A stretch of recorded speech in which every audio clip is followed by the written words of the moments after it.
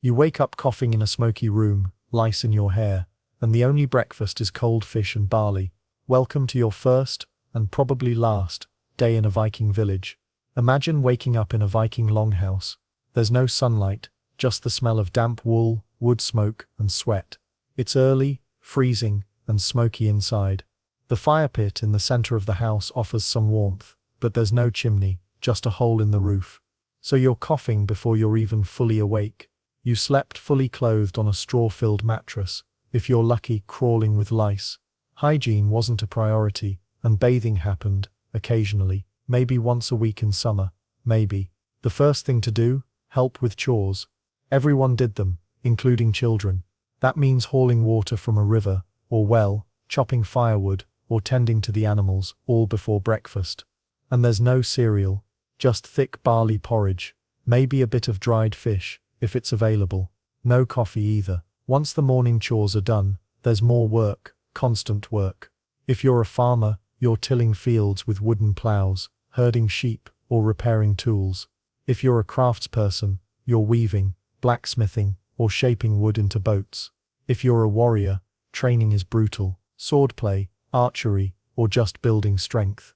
Viking raids weren't spontaneous, they trained year-round.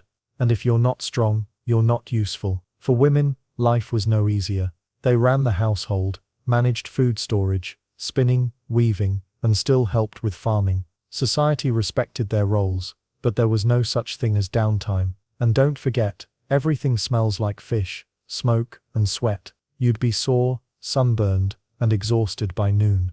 Now let's talk about staying healthy, or rather, not. Water was often unclean.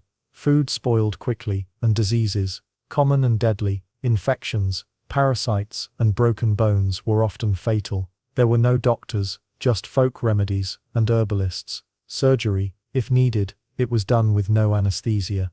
To treat a fever, you might be given onion soup. To cure a toothache, maybe a poultice made of herbs, or a prayer to Thor. Superstitions ruled daily life. Bad weather, the gods are angry. Illness, maybe a spirit. Vikings believed in elves, trolls and spirits that could curse you.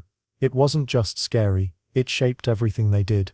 And if you died, no modern burial, just a boat, fire, or a grave filled with your tools and weapons, hoping to get into Valhalla. Let's say someone steals your sheep. In Viking society, justice wasn't handed down by police. It was handled by the community, at the thing, an open-air court. But don't expect fairness. If you're from a powerful family, you're fine. If not, things get dangerous. Punishments.